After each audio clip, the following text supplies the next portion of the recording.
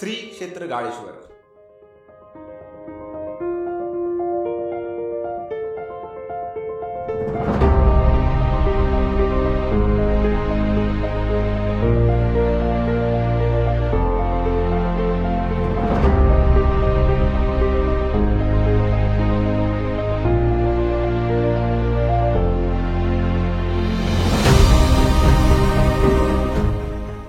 ऐतिहासिक जावळीच्या खोऱ्यातील निसर्ग आणि अध्यात्माला जोड देणाऱ्या या ट्रेकची सुरुवात आम्ही आसनी या गावातून केली आणि गाळदेव मंदिराच्या पायथ्याशी रात्रीच येऊन पोहोचलो।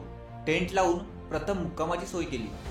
काजव्यांचा लुकलुकाट, पायथ्याला असणाऱ्या गावाची रोषणाई आणि आकाशगंगेचा आस्वाद घेतला।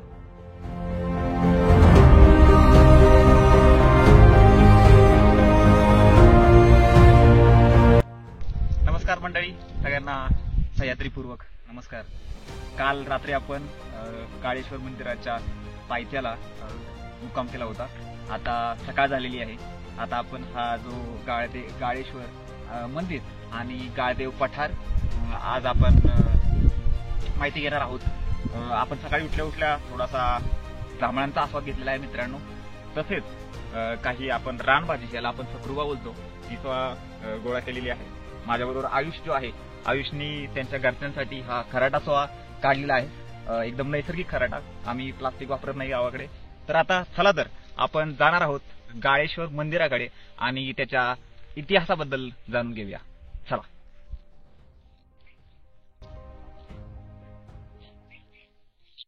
इथे विराजमान 12 शिवांचा राजा गाळेश्वर, श्रीमंत योगी छत्रपती शिवाजी महाराजांच्या पदस्पर्शाने पावन झालेल्या सह्याद्रीच्या उंच कड्याकापारीत वसलेलं पांडवकालीन असं हे शिवमंदिर। हे मंदिर स्वतः पांडवांनी बांधलेलं आहे। या मंदिराचे बांधकाम हेमाडपंथी प्रकारचे आहे। गाळदेव मंदिरात पोहोचल्यानंतर ग्रामस्थांकडून या मंदिराचा इतिहास जाणून घेतला।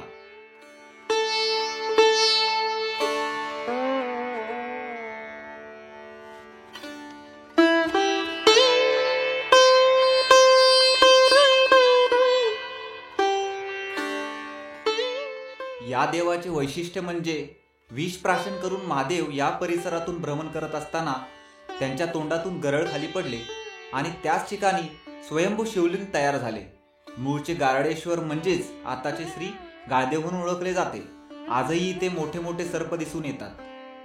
श्री क्षेत्र मल्लिकार्जुन वाघावळे, श्री क्षेत्र चौकेश्वर चकदेव, श्री क्षेत्र भैरी मल्लिकार्जुन घोणसपूर, श्री क्षेत्र तळेश्वर तळदेव, श्री क्षेत्र मोळेश्वर मोळेश्वर, श्री क्षेत्र धारेश्वर धारदेव, श्री क्षेत्र रायरेश्वर रायरेश्वर, श्री क्षेत्र गाळेश्वर गाळदेव हे या अष्टशिवालयांपैकी एक असे श्री क्षेत्र गाळदेव।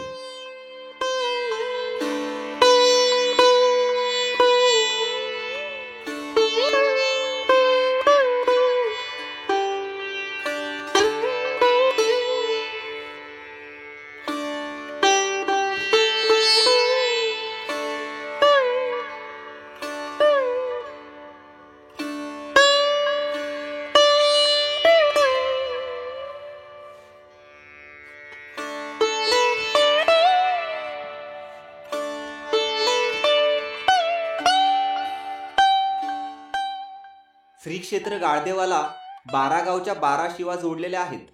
येथे भीमाने फावडे मारून तयार केलेली साखर बावी आहे। त्यामधील पाणी साखरेप्रमाणे गोड आहे।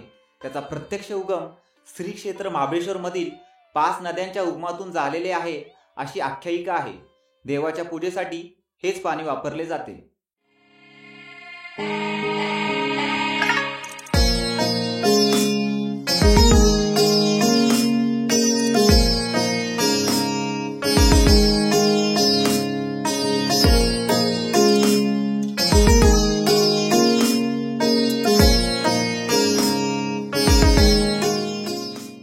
या ठिकाणी कास पठाराप्रमाणेच फुले, वनस्पती, वन्यजीव पाहायला मिळतात। एकेकाळी सूर्याची किरणे सुद्धा जिथे पोहोचत नव्हती अशा किर्र घनदाट जंगलांनी वेढा दिलेल्या सातारा जिल्ह्यातील या जावळीच्या खोऱ्याला लाभलेली ही निसर्गाची देणगीच म्हणावी लागेल।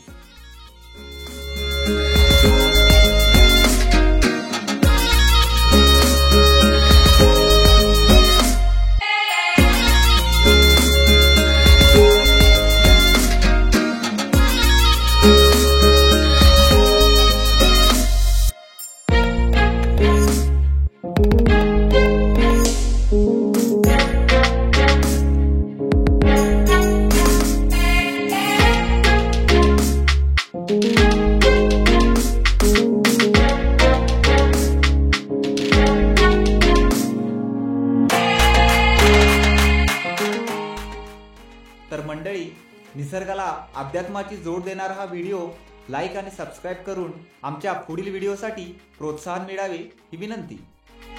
धन्यवाद.